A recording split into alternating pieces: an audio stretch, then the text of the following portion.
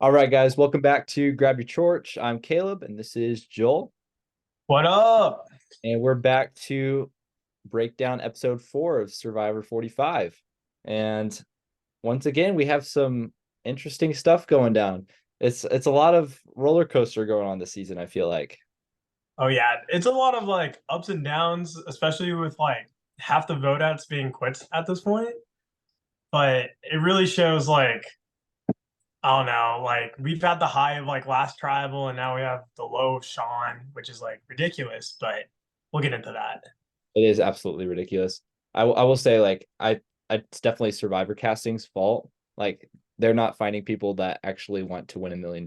They're finding people that want to just have this cool experience. And so I feel like the people lately, there's definitely been a lot of competitors, but they've missed a couple this season, and that's pretty evident. Um, and something I was listening to on the Survivor Specialist was that, hey, if Jeff went into 47 was like, hey, this season's gonna be 39 days, how many of the castaways are gonna be like, oh, I don't want to sit out in here another 13 days? Well, how many other castaways are gonna be like, dude, let's go. I'm in this game. Let's do this thing, you know? So they really need to make some adjustments as far as I'm concerned. Oh, 100%. I think like it really is the thing of like it feels like more about the experience. Like most of the winners have a growth arc or a lot of the main players, but like I feel like the best players are the ones that like just don't care about it. Like Jesse, for example, like he told us himself he does not care about winning Survivor. He cares about the money. He cares about providing for his family. And like Sean and Hannah and like the whole Lulu tribe in general, like half of them are just straight duds. Absolutely. And we're lucky the two that have made it are like probably the two best players slash character in the entire game right now. Mhm. Which if they weren't, they'd be easily one of the worst tribes in Survivor history. In fact, they already are. Absolutely. And then I do think Sabai is a great player. And it's sad that we lost her early, especially when we had Sean quit right afterwards. I wish So he just didn't like what are for you doing? sure.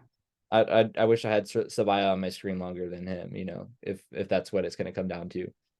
All right, so let's get into this episode. We start the episode, they're all hanging out. Sean's like, "Oh, I'm on the bottom of the tribe. I don't know what to do, but I'm gonna figure it out," basically. And then go into the swap, and then we have our new swap tribes and our first swap of the new era. What do you think about that? Dude, it was so good to see. I don't get why we didn't do swaps before. Like it's literally the easiest thing in the world. Just like move them. But I do like how like how it shifted. Like especially seeing Lulu all go to different tribes, guaranteeing like it only guaranteed like one of them's gonna go, what it seemed like. But also having four blue with Caleb, I believe, and four red with Emily, it created some really interesting dynamics. I think it was the forward with Sean, and then the one with Oh, Emily you're right. we split on each. But I agree. I think what was missing a lot from the new era is just like the dynamicness of it. Like I'm glad that we kind of had a little bit of retro going back to old school Survivor, no swaps or anything. I thought that was cool to kind of bring that back a little bit. But at the same time, if we're trying to promulgate this fast moving game and then the pre-merge can be so slow if you're just kind of stuck with who you're stuck with. And then another thing that Jeff talked about on his podcast is that everything's pre-planned. So they weren't waiting on the tribe to lose 3 in a row to have a swap. They're playing it from the beginning. I trust what he says, you know. So Hmm. I think I'm glad that it's back. I hope it's here to stay. I do like that there's a little bit of variation. I wish that every season you don't go in like expecting something, you know, expecting a swap or, you know, expecting not to swap or expecting a fire making challenge, you know, just different things like that. I wish the game was a little bit more dynamic in that way. And the players kind of had to be on their toes a little bit more instead of kind of planning everything in advance. Evidence with Carson 3D printing all the puzzles and then destroying all of them, you know, when he had the chance to. No, absolutely. I think it'd be cool. Like, imagine randomly this season was like a final two. Like, wouldn't that just That'd be great. change everything? Or think about like the last couple seasons, if they were a final two, how big of a difference does it change? Like Jesse probably doesn't make the move on Cody. Like Marianne has to navigate going through Mike or Jonathan. Like there's a lot of different dynamics. And what if they did it like you didn't know when Fire making out Final Four was happening? Like there's so many ways you could do it. And there's so many ways to make the game more dynamic and make it more interesting. But I do think the try bringing it back was a good idea. And definitely, I think Survivor production is listening to the fans and it's moving in the right direction. And so I'm very glad that that's the case, and I'm hoping that we can get back to some more things that will kind of bring it back to pre-COVID Survivor, which is just miles ahead. There's definitely a lot of seasons that are before COVID that are terrible and are harder to watch than the new era seasons, but I feel like we're getting a little bit away from Survivor Light and we're actually getting into real Survivor again. And I hope that we make the full transition back and it's not just kind of like a half step out, but it's a full going back to where it was. It was in a good spot before. Oh yeah. And I think one of the big things that Carson changed was like the challenge. The challenge was absolutely new. It was electric to me. Where you get to see like Jeff like yelling them because they didn't do it right. And like you just see them all like just heaving this like cage. It was so good. It was great. And then they had the basketball shots at the end, which I thought was really cool as well. Like I just thought it was super physical. It was creative. It was just something we haven't seen before. And I think that's something that's lacking in the challenges, like as of the last few seasons. I hope that it's not like, oh, they're going to bring a few challenges back and then they're going to do them both in Survivor 45 and 46 because they film at the same time.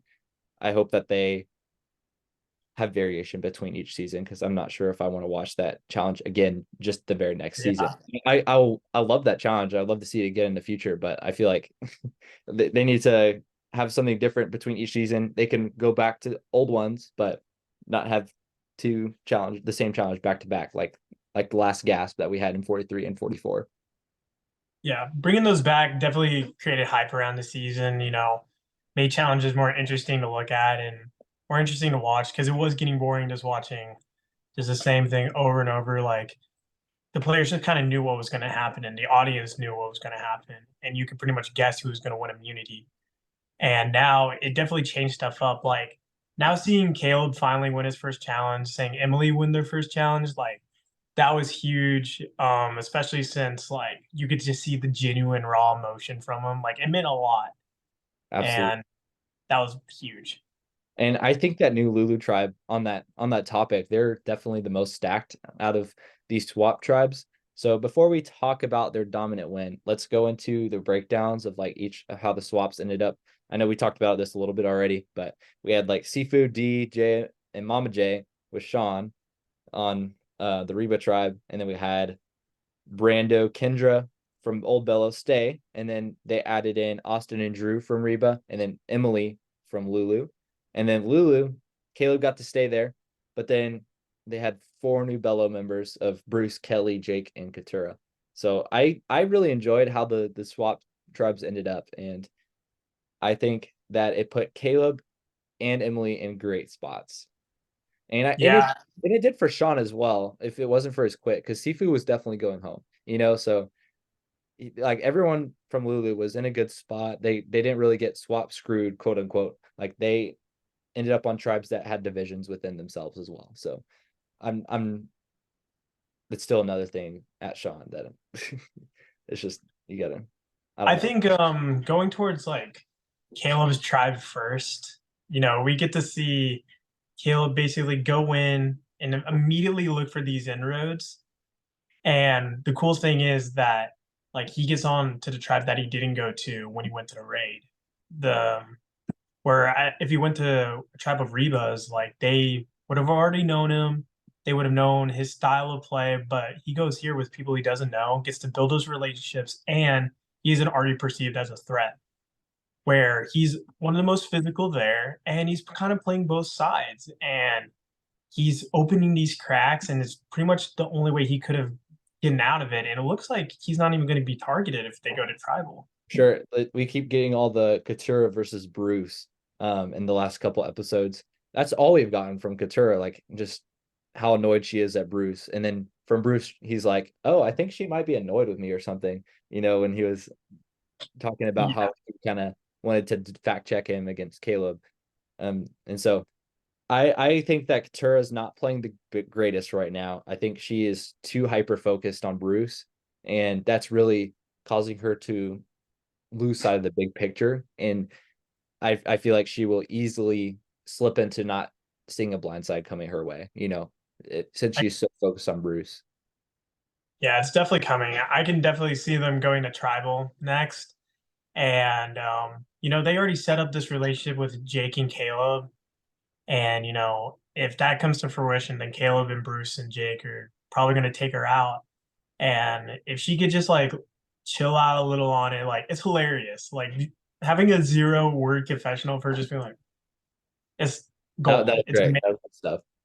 But also like at the end of the day, like Bruce hasn't done anything actively against her. Like he hasn't targeted her. He's honestly just been goofy and she just doesn't vibe with it, which happens. Okay. But also you gotta push that aside when it comes to game where if you recognize he is the social like center point of the tribe, you can't just go against that. And then on the same topic of like misreading like the crowd, I feel like it was the same with J Maya today. Like she was pushing to get out Sifu, and D and Mama J were kind of just like, oh yeah, we could do that. She wasn't reading the room to where like they were not really on the same page as her. And I really thought votes might have been coming Jay's way, like it would have flipped on her, but that never happened. And it wouldn't have mattered anyway due to Sean. So I'm not Yeah. sure.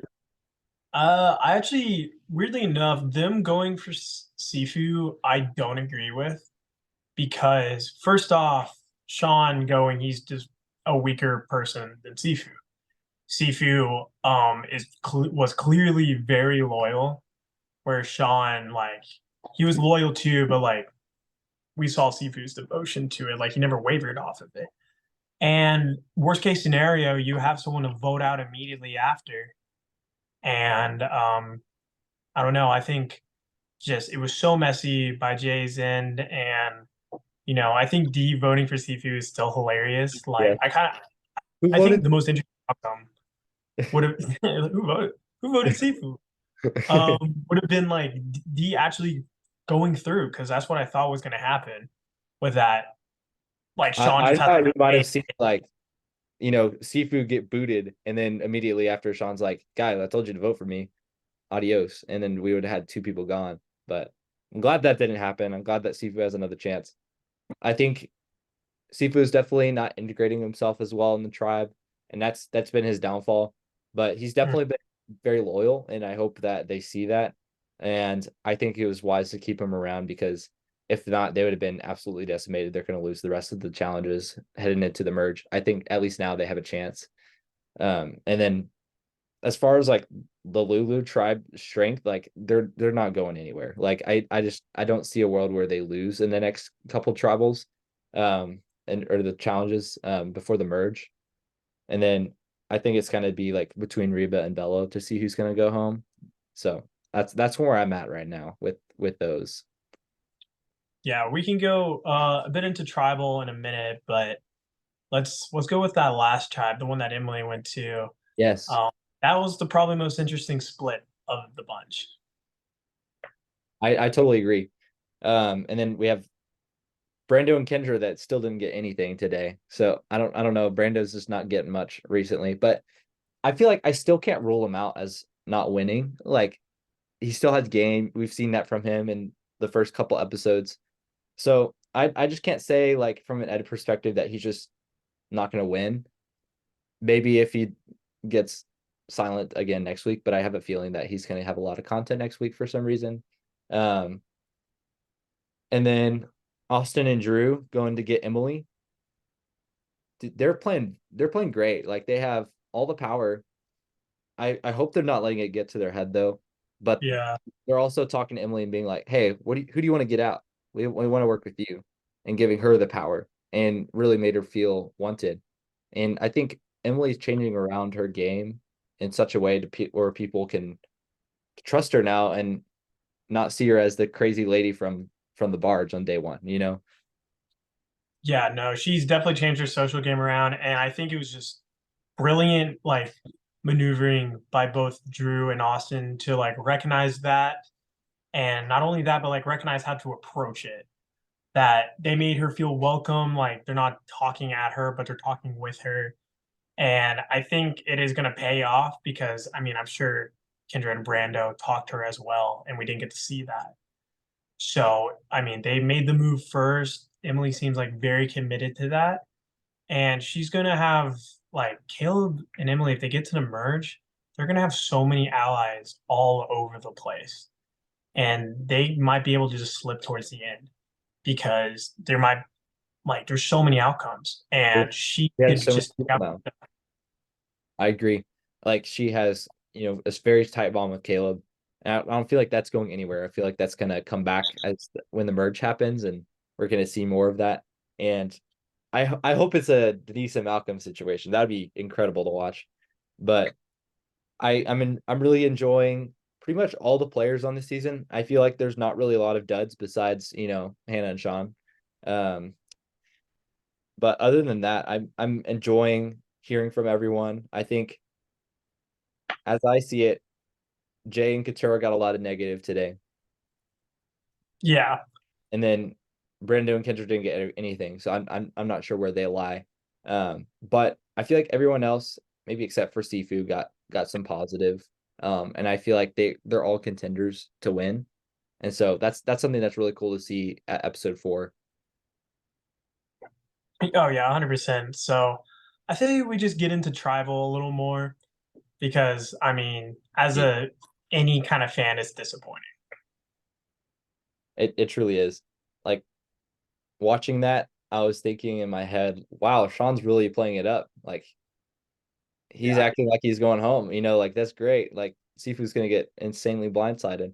Because like I was for sure thought Sifu was gonna go home until as the travel progressed and he kept just going on and on and on. I was like, uh-oh, I guess Sean's quitting. And the look on Jeff's face, he did the same look as he did like with Hannah, where he's just kind of like, Yeah. yeah. I And know. I saw, oh, yeah. Kelly Winworth, she posted her thing and it was like screenshot from both of them and they look like the exact same picture, but they're from different episodes. I right. mean, it's ridiculous. And just like going into tribal, you're like, oh, he's screwed. And then he like miraculously like gets out of this terrible situation. And he has it in the back. Like he can go in easily another 2 days. And he just gives up. And I mean, it's just a problem with casting, but also like, I guess just it was so weird because it was out of the blue. Like even the players were like, "What?" And his logic of leaving, of saying that he's going to go see his husband and like he's going to go home, like he's not going home for a while. He still has a while to wait. So logic is off. It's already day 9. He's only out there until day 26. So there's only 15 days left, 2 weeks. Like he's fine. Like he definitely just tried to take the easy way out and he didn't own it. And so it's very disappointing to watch. Um, I'm glad he left sooner rather than later. Like if that was going to happen, I'm glad it happened now and not like in the merge. And so I'm hoping it's all cleaned up now. We have a clean game of Survivor all the way through. We'll see what happens though. I just it's insane that we have a 50% quit rate through 4 episodes. It is ridiculous. And I do like the part where like Jeff kind of calls out that he's like trying to romanticize the quit, where he's like, I've grown so much and like I just need to be with my husband. Like, buddy, you're out there for your husband. Like, you're out there for like the You're kids out that there you were. for $1 million.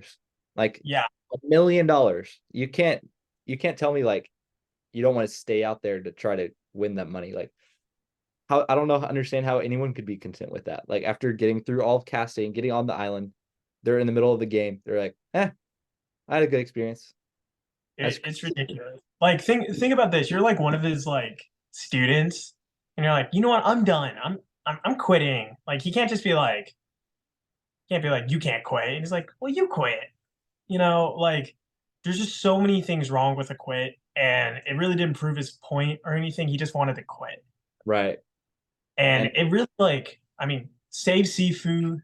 I mean, even a quit saved Emily, but like it's like you're drastically changing the game exactly. where I mean, Emily would be gone right now, and she's probably the most interesting character in the show, and we're lucky with that.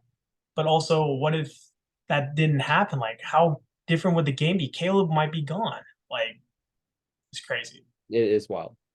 Um, I don't really know how to process. I know like Jeff was also talking about on the podcast, like Jeremy Collins was literally on about to win the game with his wife being pregnant at home. Like he used that as motivation to win, not as like, oh, I need to be home with my family.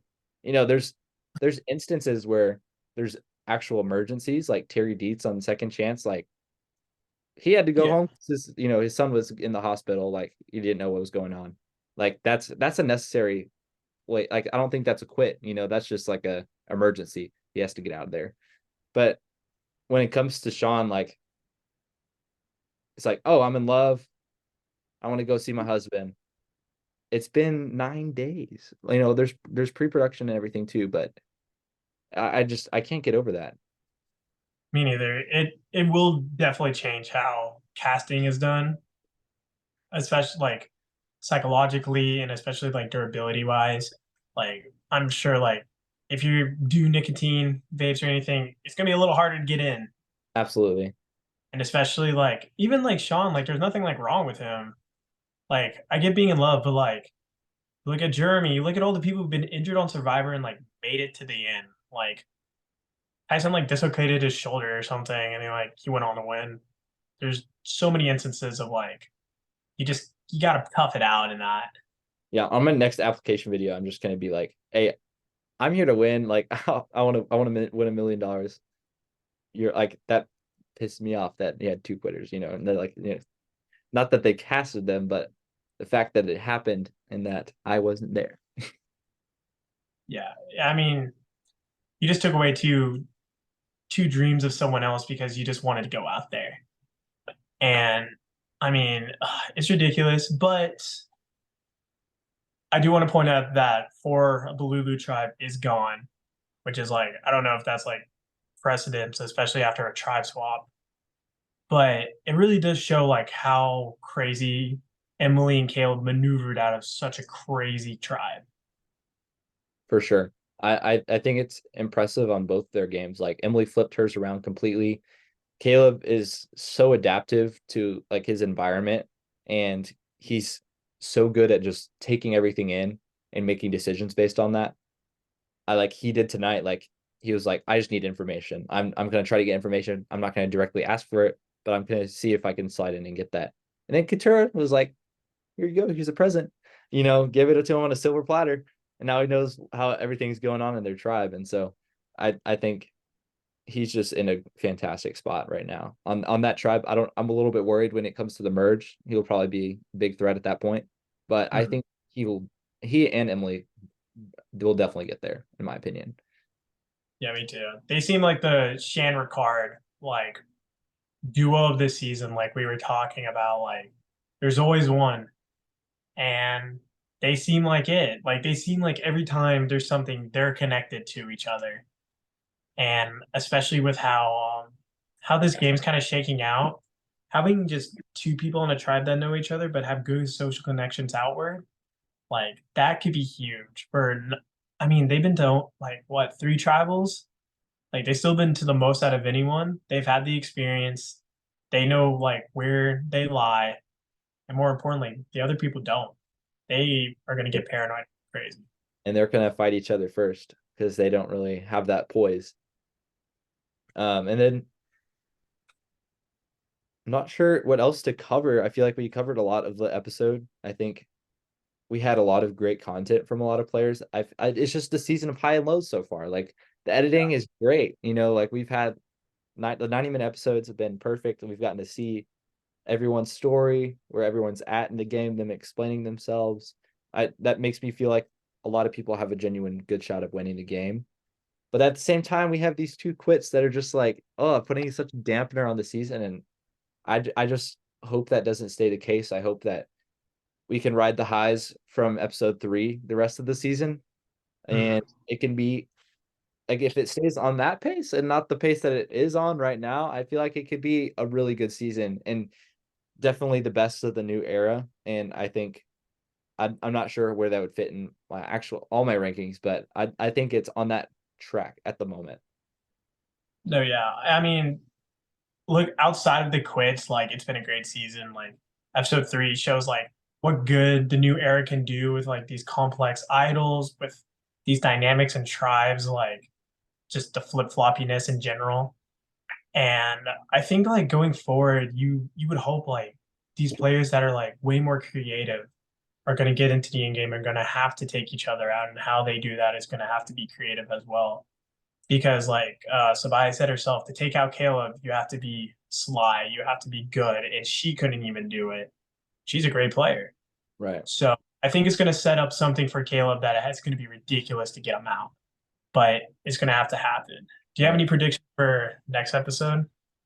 Dude, my prediction, I feel like it's Reba or Bella, like I already mentioned. Lulu's definitely not gonna lose a challenge.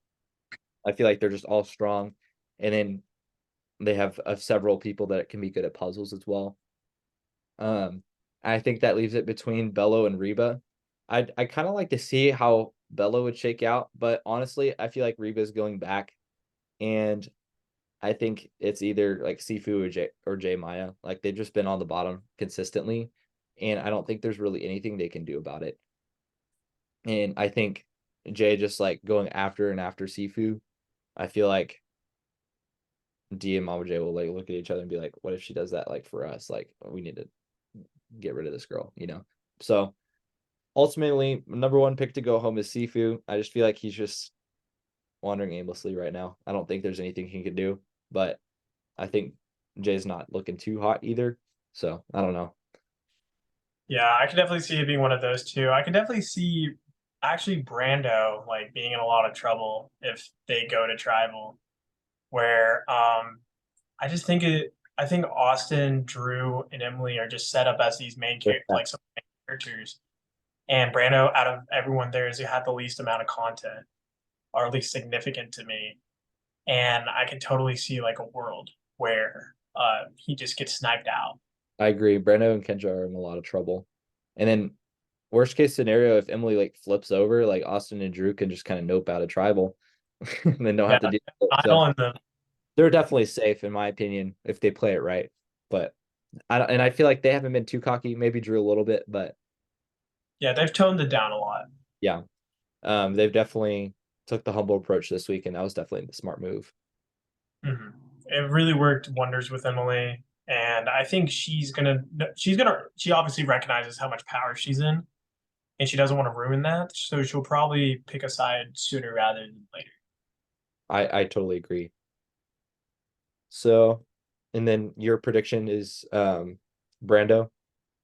Yeah, I'm gonna say Brando just for sake of difference, but I would say either Brand. I would have to say Jay Maya before I would say Sifu.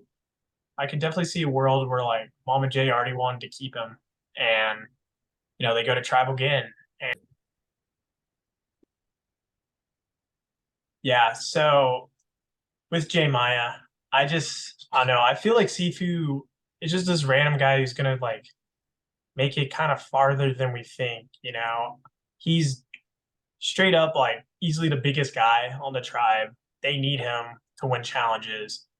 And like D and Mama J are fine. They're gonna make it through. But I mean, keeping Sifu, flipping on Jay might be able to keep an alliance member, someone who is loyal. Awesome. All right. Well, I think that pretty much does it for this episode. There's a lot to talk about. I still can't believe what's like going on right now, but I think there's room for bounce back. Talking about the new era as a whole, I'm really appreciating like the direction things are going. Like I mentioned before, I think we're getting there. I think there's a couple changes that need to happen, like obviously improving the casting. We need competitors. I think Mhm. 39 days needs to come back. Like that's just it's it's such a necessity at this point. I feel like you're just like we're missing a lot from that. We're missing all the downtime. We're missing just the longevity. And if you want to go with like, oh, Survivor is hard, like we're gonna take away your flint, sorry for you, all that stuff that Jeff's been doing and talking about how you have to earn everything. Why are we having 26 days when you can make it longer and have to earn that too? I feel like that like I just feel like there's kind of a disconnect there. Um so Uh, I'm still at that viewpoint, but I'm also glad that we're getting back like the auction, we're getting the intro back. We have, we just have a lot of great things going for this season. We have 90-minute episodes. 39 days will work a lot better with that format with the 90-minute episodes. So hopefully they bring it back at some point. Hopefully we get a returning season at some point as well. I'm that'd be clamoring huge. to see some of these new era players play again and see how they fare against maybe some older players. Like bring back some like Christian Hubicki's of the world and That'd be some awesome. Victorias from Edge of Extinction. Just stuff like that. Like Rick you can get Evans. or Rick Devens for sure. Like you can dip back into those players from previous seasons. Like I've been wanting to see Jay on my screen from Millennials versus Gen I X. know. It'd be Like so fun to see him back. it's to come back. So there's a lot of hype going into the future of Survivor. I like how Jeff's rolling with like the new cast. I feel like that's really fresh and I'm glad we've had that, but I'm ready for the next thing. This season's great and I'm excited to continue to talk about it though. Oh yeah, it's been fun, and obviously Survivor returning season is going to bring a lot of hype, and we're still getting a lot of players that like if they don't win, I would love to see again, even in the new era and even in this season. Like I would love to see Bobby back, and like I mean, either Emily or Caleb is simply just not going to win just by Right. math, and I love either one of them back. So it's going to be good. It's moving in the right direction. It's just going to be a little bumpy on the way. Right. And I hope that we get there. I'm praying, I'm hoping, so we'll see what happens. As it goes for Grab Your Torch, thank you all for listening. Y'all can, if you're all watching on YouTube, y'all can listen to any podcast platform except for Google, because there's a little paywall there. Not ready for that yet. But if you're listening, you can also watch us on YouTube at Grab Your Torch. It's actually youtube.com/at Grab Your Torch Survivor. So y'all can find us on there too. And please just leave a review if you're listening, or if you're on YouTube, leave comments, like the video. It really helps the channel a lot. We want to reach other Survivor fans as well. And if you know anyone else might enjoy listening, let them know, and maybe they'll enjoy it as much as you do. So I appreciate y'all. Y'all have a great one. We'll talk about episode 5 next week, and we'll see what happens. See ya.